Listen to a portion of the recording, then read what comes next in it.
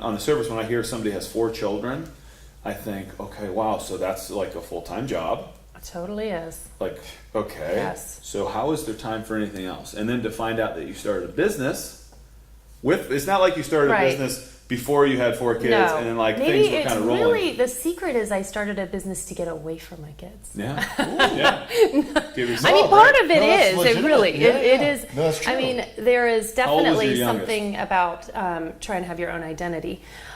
So right now I have a graduating senior who's going to college. I have a sophomore who's going to be a junior, and then I have a 7th grader that's going to be in 8th grade, and my youngest is just finished 6th grade, going to be in 7th grade. Impressive. You can keep track of that. That's good. Yes. Wow, that is awesome. So it was, it really started. All my kids. Annabelle was a surprise. So I thought I was going to have 3 boys. She's never, okay. And then she's a great surprise.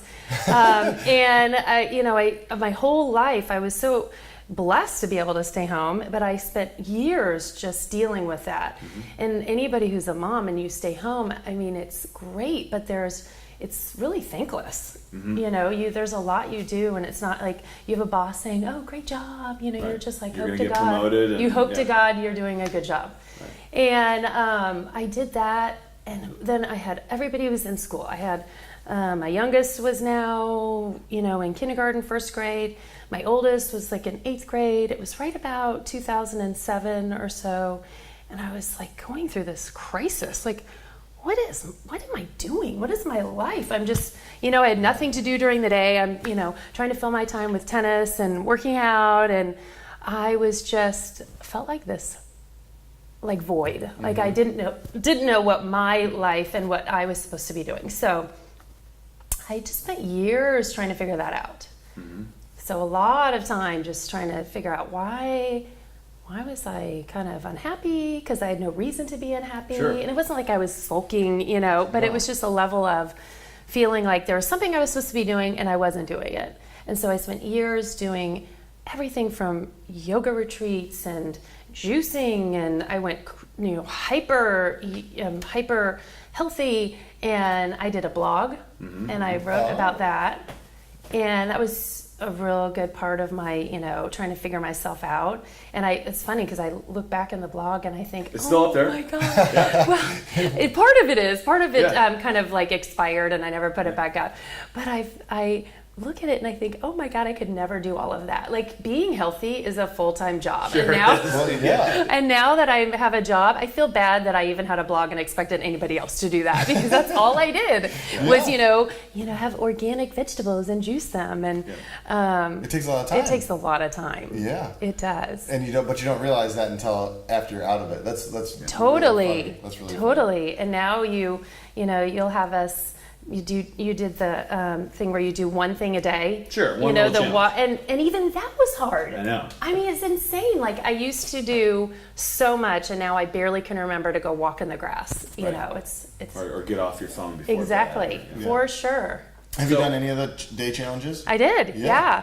I lasted 1 week, and then I forgot. And it's Perfect. not. I mean, I did it for a week. Yeah. But it was good. It really was good, just because even for that 1 minute, you remembered like to stop and just what else are you supposed to be doing. So really the challenge now that, being in a business is how can I incorporate those things that I used to do all the time back in my life, Tell us about Mer-Sea. So Mer-Sea is a brand. Yeah. So if nobody knows about Mer-Sea, it's a brand. It's a lifestyle brand. We do scented products. We do travel accessories. I brought you a little bag. This little baggie here. So we distribute. We have stores, like 1,200 stores all over the United States. Wow. We're really a wholesale business. Most brands, start with having your own store. So we design. All of our things are our design and our proprietary development. And then what we do is through the distribution channels, we're in stores, like boutique stores all over the United States. Right, yeah. And one of them, just Anthropology is one of so the Anthropology, for sure. And so that is one of, obviously, our biggest client, but they're a little bit unique in that we actually make things for them. Oh. And you said you liked my scent. That scent is actually only found at their store. that we develop for them. So, for example, right now we just shipped their summer program of summer bath salts and bath bombs. And so all of that, they'll give us a style guide of kind of like, this is what we want our store to look like. These are the colors, these are but this is what's on trend. And then we will design products for them. And so we'll come up with the way that it's going to look and the smells. And so you had a first grader when you start. Talk me through the genesis kind of like of the company. When did what the company happened. start? Yeah.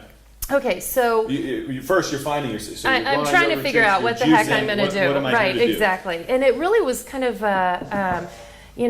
happenstance. A lot of people think that I was just always wanted to make candles and scented products, but I happened to be sitting in my friend's office, and I can't even really remember why I was sitting in there. And we had raised our kids all through the same schools. Our first and second are the same age. Is this your business partner? This is my business partner. Okay. So I'm sitting there and I'm looking at her wall, and she has shelves. I'm like, what is that? And there were these darling candles in this bag, and and she said, oh, I've been working on this idea of this brand, and I thought, I wonder if she would want any help. But I thought, it's probably her special thing. Yeah. And I just said, would you want help on that? And she said, yeah. And we started it, and it literally, from the moment we started working together, it just kind of took off.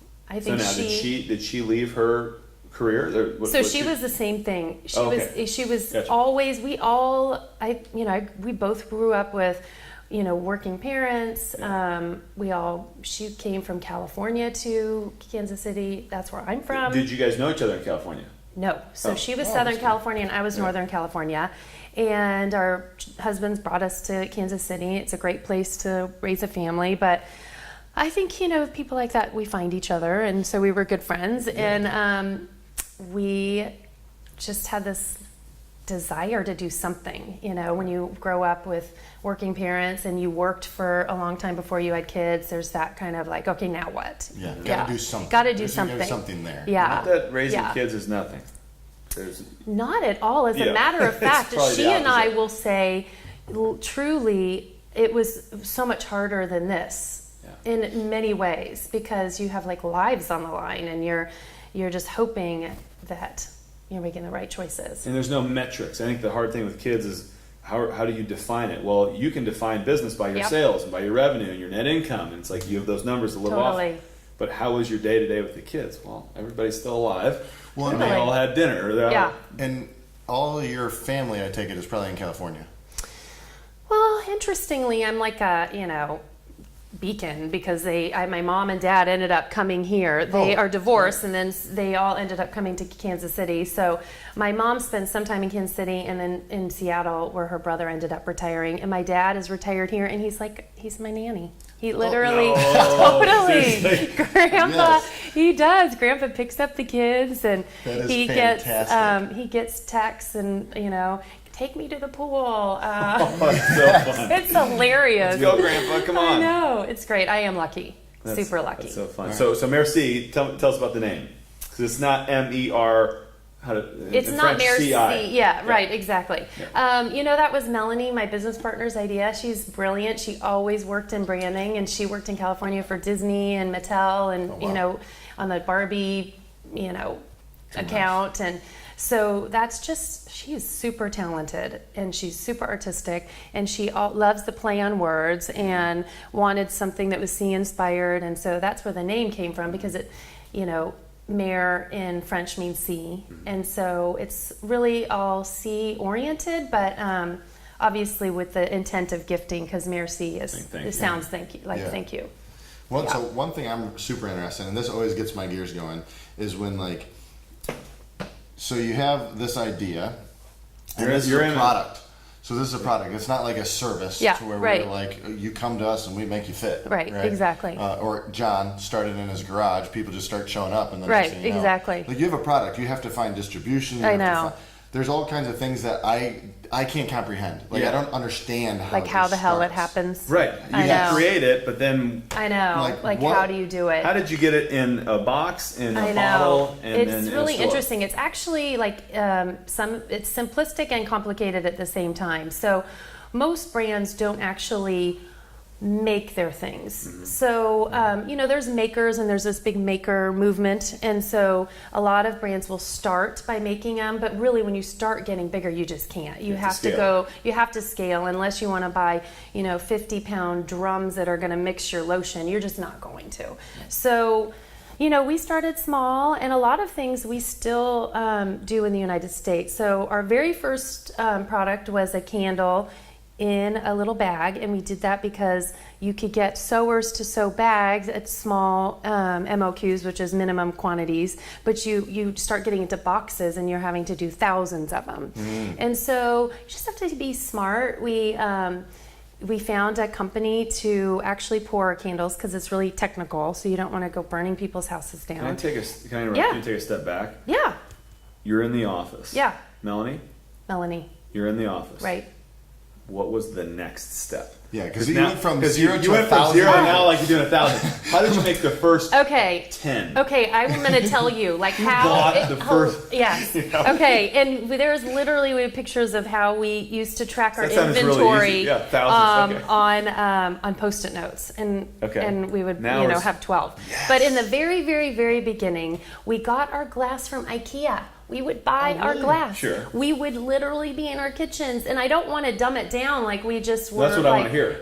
But we literally were in the kitchens. We'd have to soak the labels off because your kids were helping you. Well, that definitely, you had for them sure. involved. They saw this. For sure. Yeah. I mean, our kids still help us. If there's ever a jam, like a big project, they're coming in and they're helping us for sure. So you're soaking the labels They're off. soaking it later. We're for sure. We're giving it to a local candle filler that's filling them. We are printing the candle toppers in house. We are using a little X-Acto knife to cut out the rounders. We have our bags made by this woman that I don't know how Melanie found her. She was she did cattle feed bags in St. Joe. We were up there like every week going and driving to St. Joe to pick up these bags that she would make for us out of canvas and then bring them back and then fill the bags and then so your hands were on the product. Oh, totally. Yeah, every single part of it. So now well, hang on, I got one question. Yeah. So I get caught up on rules and regulations. Yeah. That's what stops me from a lot of different things, Okay. right? So when I think of, I'm going to take an IKEA glass, I'm going to soak the label off, I'm going to fill it with some of my own thing, and I'm going to sell it. Yeah. My thought goes to, I can't do that. I'm not allowed. You're not allowed to do that. Funny. Well, I don't know if there's like a law against repurposing a glass that you've used, but we're rule breakers. Yeah. No, that's what I'm saying. So that's what I'm saying. You gotta find your boundaries. Figure a way. It's easier to say, totally. ask for forgiveness and thank you type deal. I'm just wondering because my thought process goes, well, you can't do that. I wonder how many other people think that prevents them from starting. Totally. The That's interesting. Yeah. Well, thankfully that did not cross our minds. Yeah. We just went for it. Exactly. So you're making dozens or hundreds at this point? There's a picture of Melanie has the first ledger book where literally we have our inventory and there's 6s. You're writing by hand? We're writing by hand in pencil on a ledger. And we're deciding whether to order 12 or 24. So fun. That's so awesome. I mean, it was bare Should we do a full bones. case? I don't know. I don't know. It's hilarious. And then the first kind of break that we got was we ended up so my husband had, through his work, they had this random office building that they weren't using. In a building. Office in a building. Okay. Yeah, just an office, which is a completely inappropriate place for any kind of manufacturer. But we used it, and we would, package our candles. We would do, all of the actual finishing and putting the labels on the whole entire floor with all of these, finance people, attorneys, doctors, professional services. Totally. They would smell our stuff and they'd come by and be like, what is going on in here, right? They loved it. Because they like the smell. Okay. Yeah. So it was Sternick Capital, was next door neighbors, and they came, coming over, and it was that we launched in September of 2013 at the American Royal. They had a kind of an event. So we launched then, 13. And that, a couple months later, Sternick comes by and says, we always give gifts to our to our best clients, would you be able to provide like a little gift box? And so we're like, hell yeah. Yeah, we can. I got a lady that can sew some cattle bags, and Totally. we can do this. It was hysterical though, because they wanted 300 at that time. That was like, holy shit, like how are we gonna do this? Yes. I mean, I had all of my friends coming. We're having like an assembly line in this little teeny office. We've like hooked a peanut bag, up on like this kind of ceiling. And we made the big mistake, like I did the calculations of cubic inches of what kind of, how many peanuts we needed for actually ship. So if you can imagine, we're on like the 3rd floor. So not only are we making these, like we have to go down this teeny little old, office, like B kind of office, like that's not very fancy to go down. And then we have to get it to UPS. That's a whole nother logistic thing, but we're actually manufacturing, getting everything together. So I know we need peanuts for the big box, that it's the actual shipper box. And I do the calculations and I order it from Uline, and I just had no concept. And we're talking foam peanuts. We're talking the foam packing peanuts. Yeah. Which we don't use anymore. But I want to talk this about that in a bit. gigantic semi-truck comes to the front of this office building that's on Bellevue. So there's not really any parking. And literally the whole entire thing was filled with peanuts. And we were like, what the hell? I mean, we have an office that's as big as this room. Wait, what? Okay, so it was a misorder? Or? No, I just didn't really think visually how much space how much that would be. So we had to put it all in the lobby. It took up the whole entire lobby. We could only go like 2 bags up at a time to our office. We had to call the landlords and ask them if they had any space in the building. They thankfully, for no rent, they let us use one of their offices to stash our peanuts, and just gave. I mean, there's some good times. That is amazing. Yeah, that's so fun. Okay, so being in that building was actually a huge catalyst to growth. It was, yes. Well, because everybody smelled your stuff. Yeah. Do you remember who your first customer was, or your first 6 that you gave your? I do. I remember that summer, right before we launched. I was in with family, just going to Southern California. Regular vacation, and I brought my little bags of things, and I would just pedal door to door and drop off things to the stores that I liked. So you're just hustling. I'm hustling. Cool. Okay. I'm literally. I am in Laguna Beach. I am in. Here we go. And I'm just meeting the people. I'm shaking their hand and. Did you have any experience doing that before? I was always in sales, so that didn't really freak me out. Okay. Yeah. And this one store that's still around, and it's called Ario. It's in Laguna Beach, and the owner of that actually, in one of our showrooms that we distribute our stuff out, he's right next door because he also has his own line, and he knows us, and we're still in touch. But they were the first people to take a chance on us. That is awesome. Mm-hmm. And then locally, the first person. So were you hustling around here too? I mean, totally. Okay. Yeah. So the very first people here locally was Oh Home, and she just closed her doors. She retired, so we're sad to miss that. And then and General Store, which is in right there in Old Overland Park area. Mike, he's awesome. He was the first person to just be like, yeah, let's try it. Wow. So basically, walking. So you just walk up to him. You have your little stuff. Here's this. Can I talk to the owner or the manager? Yeah. I'd like to give you some. Yeah. Try these candles out. Yeah. Right? Or try my stuff. That's all Totally. you did. Yeah, people love a story. People love to see people behind it, and they like to help people that are starting for the first time. And that's your attitude going into a prospect. Is you're going in with, they actually want to hear from me and they want to see me, because what I'm hearing from Jeremy, and I feel the same way, is they don't want to deal with me right now. They don't care anything about this. Like, they don't have room. Look at their shelves; they're all full. For sure. I mean, so you make excuses before you walk in the door. Yeah. But it sounds like you're giving yourself results. Well, who's going to say no to a bag of free stuff? Yeah. So even if they don't, and there's a lot of people who never never called me back, and that was fine. And there was some people who were totally put out when I tried to talk to them, and I'm thinking, yeah, it's fine. It's not a good, maybe it's not a fit for them. But if you say, hey, I just want to drop a bag of stuff off, we're a new brand, and I just love your store. Part of it is complimenting it. Your store is amazing. Like, I would be privileged to be in this store. They're like, oh, my store is pretty cool. That's right. You're right. You would be privileged to be here. It's all it takes. Wow. Cool. So then, the wheels are rolling. Yeah, wheels are rolling. This is 2013.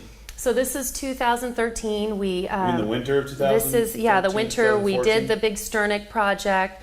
Was that successful? Yeah, and then they did it the next year, and it was, we still were in that, were they still in the office? Right around then we shifted. We needed actually warehouse space. I mean, to physically go up and down those elevators, every time I needed to ship something, it was ridiculous. Yeah. So right after that is when you started needing warehouse space. So that was like your big 300-piece order or whatever, and the next thing you know, you're like, all right, I've got it. Do something. Yeah, and you know what? We have been so lucky.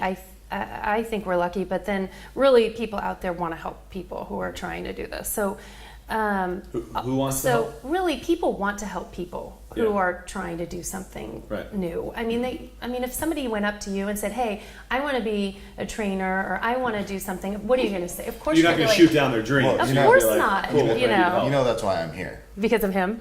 No, because I wanted to start a gym up north, and I asked John. I said, "Hey, would you mind if I just shadowed you?" Right. That's in one of the that's other podcasts. Awesome. But that makes And then you're sense. like, wait a minute, why would I want to do my own thing when I can be part of this? Be part of this awesome community. So I don't even remember, what was I saying? That's been very pivotal. So people are helping people. Are helping. I know, the warehouse, because you just don't go from a teeny free office to even a smallest warehouse. I mean, you're talking a couple $1,000s at least a month. So our candle manufacturer, who's here in Kansas City, she said, you know what, I have some extra space. Why don't you I'll let you rent this extra space in my warehouse.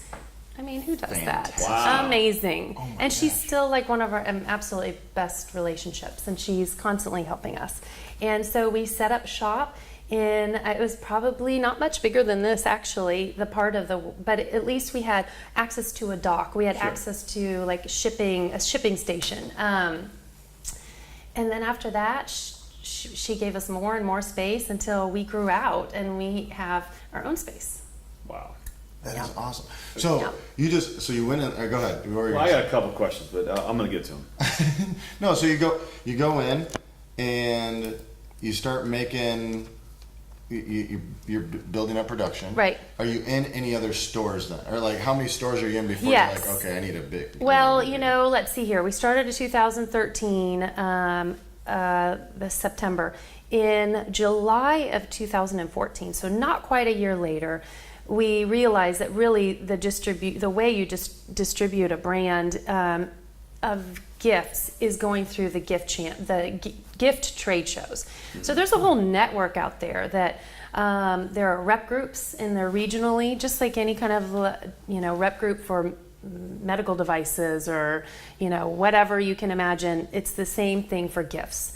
So we knew this. We knew Atlanta was the biggest show, and so that July we did a temporary booth. We literally drove from Kansas City all the way to Atlanta with our car filled with stuff. Barely could see out of it. We had no idea what we were doing, and so we just are like, oh, okay, this is the building, and here's the docks. So I guess we just come up to these docks and we just unload, and we show up, and the guy's looking at us, and he's we unload, and we realized we completely broke all protocol. There's a huge housing station where they let one car in at a time, and we just showed up. And we, did our booth ourselves. We're, getting the IKEA shelves and putting it together, and, our knees are bleeding from being on our hands and knees. And we did great that show. And then a rep group saw us and picked us up. And from there, once you get one rep group, it just kind of starts snowballing, because they all talk to each other, and then regionally those other rep groups pick you up. So we're represented all over the United States, and then now we're in Canada, in UK or EU and Australia, and hopefully by the end of the year, China. So it just kind of happened. Now you've just created a problem for yourself. So your problem to begin with was getting somebody to bite, one person. Yeah. And now you're getting thousands. So how have you filled in the back end, the business side of it? So when did you bring on bookkeeping and accounting? For sure. I mean, it sounds like you've got Melanie's got the creativity covered, and you've got the sales covered. Yes, it's actually, that's probably been the hardest part, is that in the beginning we did everything, like physically everything, packing boxes to where you have like tennis elbow. I mean, everything. And you have to be careful of cash flow. Like, when do you do the next hire? So our first major hire, let me back up. Our bookkeeper is one of our best friends. She's not a bookkeeper, she's the CFO. She worked for Ernst & Young. So from the very beginning, we had somebody handling like our finances, thank God, because she's amazing at that. And then our first major hire after that was operations manager. Right. Because it's insane. We were having to deal with things like for Anthropology or Tommy Bahama or these bigger companies. They all have like a thing this thick of all the rules and how you have to do the sticker on the box exactly like this, and there's just a lot of detail. So that was our first. You call your operations manager, hey, we got an order for 10,000 units, and they have a heart attack. Because well, not anymore. Not anymore. Right. Now we're good. Right. That's impressive. I can throw anything at him, and he's fine. That's so amazing. It's good. Now, we haven't mentioned the topic that we started with. Okay, wow, so impressive. She's got 4 kids, all this great. She starts a business. What was it like throughout that process? So now you're what was it like from day one, and then what was it like? Hey, I'm going to be in Atlanta for a week. Yeah. See you guys later. Yeah, that's tough for sure. Pick up the slack. Yeah, definitely. I mean, thankfully, Melanie and I are super lucky in that we're married to these guys who were like, go for it, kick ass. Like, let's see what you can do. Buy me a beach house. I can't, right on. But, of course it takes a toll. I am going to be gone, 5 days here to Atlanta. I'm going to be gone, for other shows, probably a total of 2 or 3 weeks. And then, that leaves my kids without a mother. They call me the woman who occasionally sleeps with us. Okay. I'm not necessarily proud of it, but I keep reminding them that I was literally there for every movement for so many years. I think they can handle this little bit of time that it's taking. But it's getting better. We're making enough money where we can keep hiring people and take a step back. Travel, are you going to China? All the time. Really? For sure. One of the things that I would say is probably a little bit different about us is that our relationships with our manufacturers are so personal, and so we have some products that are made in South America. I mean, I text him all the time. What about this? What about these 2 colors? Can you make me a sample of this? Our kids went down there to work at the factory for 3 weeks. Love it. And literally only could speak Spanish, and they had to sort through basically production logs and go to these people who only spoke Spanish and tried to figure it out and organize. So there's definitely a personal relationship there. We have a Chinese manufacturer who is amazing. Like, he's coming to the United States. We visit him. We go and work through production. We had a big project. We went and Melanie's daughter went with some friends to do some QC and do some production and make sure everything is going okay, and we'll do QC is quality control. Yeah, exactly. Yep. And so I don't know, it's just definitely very personal. Talk to me about the quality of your manufacturing. So you had your hand on it when you started, and you knew what went into every jar, what went into every candle. How do you still keep that quality for your product and for your brand? I think definitely the personal relationships help, because it's going to be really hard for a person that you go to lunch, dinner with, and you hang out with for a week to just give you some junk and expect you to be okay with it. So, and it's, I don't know, we've been really lucky. We've had little glitches here and there where things come back a little bit of a different color, or, but overall, our manufacturers are awesome. That's amazing. When did you move? When did you move from a smaller manufacturer into a larger manufacturer, or do you still have the same? When I'm talking about more the China and Ecuador and India, those are really for soft goods. It's a whole nother component of our business, really our travel accessories, like our travel wallets or bags or wraps. Those are all made overseas. Oh, right. And so those really always had to be made overseas. And so we started with small manufacturers that can handle smaller MOQs, which is a minimum order quantity, and that's one and just build from there. And that's one of the things where you just call them up, right? Totally.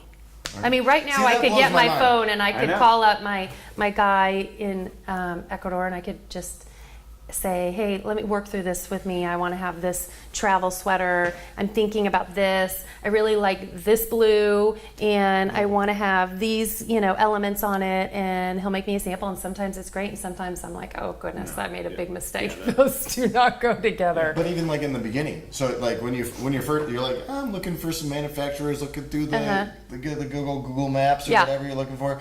You just call them up and say, hey. But, totally. Actually, the manufacturer in Ecuador, how we found them. So my business partner, her really, really close friend in college, she went to SMU. Her friend married a guy whose family was in Ecuador. And so Ecuador is a gorgeous country, and they took the kids for a trip down to Ecuador, and there was these stores that had amazing sweaters, and she loved them. And Melanie, she's like a super sleuth. She just was like, I would love to do something like this. And she found the manufacturer and contacted him, and then that was it. Just comes down to hustle. Exactly. Yeah. It really comes down to hustle. And a lot of people think it takes skill. Not that skill is not good. I mean, you have to be kind of smart enough, but really it's following through. You wouldn't believe the stories I hear about a manufacturer or a brand that just doesn't follow through. They, the order is due August 1st and they just don't. And I thought, our first Anthropology order, the buyer says, I knew you were going to ship on time. And I said, I don't really understand. Like, was there an option? And she goes, oh gosh, I mean, people all the time don't ship on time, but I knew that you guys would, because you're moms, and moms get the job done. Moms get things done. And I thought, that's so funny that this person from Anthropology that's working with these incredible companies are saying it is common for people to not follow through with what they were asked to do. So it's just follow through. Just follow through. And be willing to make the call and say, hey. And sometimes you have to say, hey, listen, I'm going to be a few days late, but this is why. Communicate. Yeah. So now, how do you find where's your balance now? Does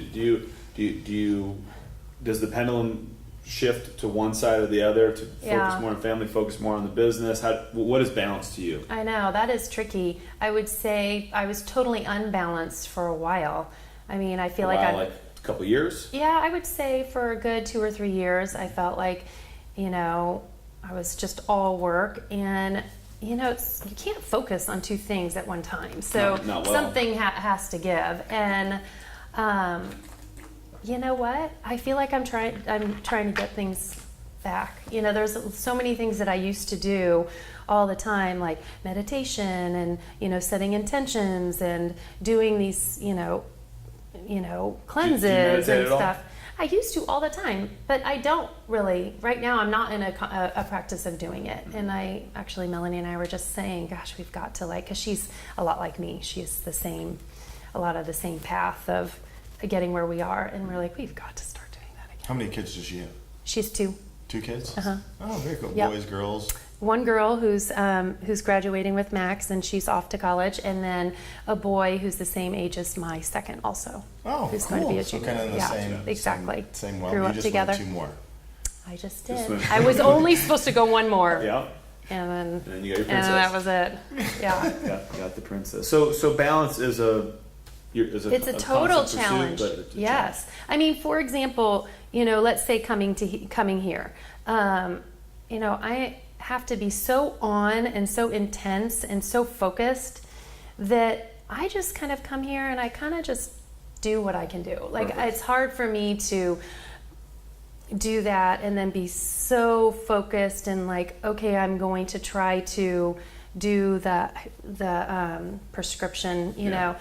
I'm like, I'm going to give myself a break. Right now, that's what I'm going to do. And maybe when I have some more time and I can say, hey, I'm going to really do that Murph workout, maybe I will. But right now, you just have to pick and choose what you really go for. I love that attitude. Yeah. I really do, because it's at least you're setting you're using fitness as an example, but you could use reading as an example. Yep. So say you have a book you want to read and you want to read 100 pages right now, just read a page or two. Yeah, exactly. Keep the ball rolling, and then maybe your focus is somewhere else. So I think that's a perfect example of balance. Well, Like, trying you're for still sure. you're trying. Yes. Well, you're still For doing sure. something, and something is better than nothing. That's kind of my attitude. Yeah. I'm here and I'm doing an air squat, and that's better than nothing. You're not going to show up. You're not going to do Murph every day, Right. And then go eat the perfect breakfast, Right. And then like do your meditations and your gratitude journal, and like I know, it's kiss your hard. kids and tell them how much you Yeah. love them, and like do Right. like, and then be a perfect business I leader. know.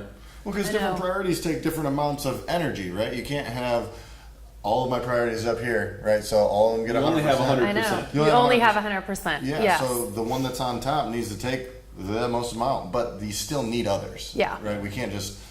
I can't be all business, Yeah. for No. sure. No, 'cause 100%. that's not healthy. Yeah. either. But that's kind of a good way to put it. Is like you have 100% to give, and I think what is balance is using all your 100%. Yep.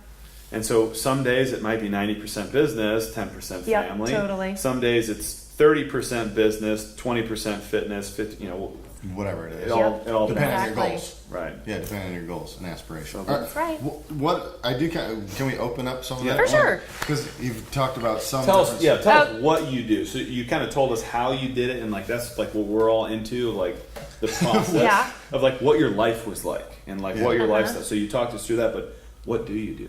What do you Meaning, guys- like, what do I do on a daily basis? Ooh, that too. or That's what? fun. But Or what is do I? this? Okay, so What do you create? If you go online and you Yeah. can see kind of the breadth of our products, really, we are a lifestyle brand. So what we is do, Mer-Sea.com. for example, let's look at this. Ooh, I'm gonna fall off and fall on All the for a ground. fancy chair. This might, look just like a black label to you, and it's pretty simple. But that was all hand painted. Really? Everything actually comes from originating from a piece of art. A lot of our labels, when you're talking about our soft goods, that really more is design and coming up with tech packs and things like that. But when you're talking about our scented products, every part of it is art. So this really was really thick black paint that then we moved to a label and created, little That's piece amazing. of art.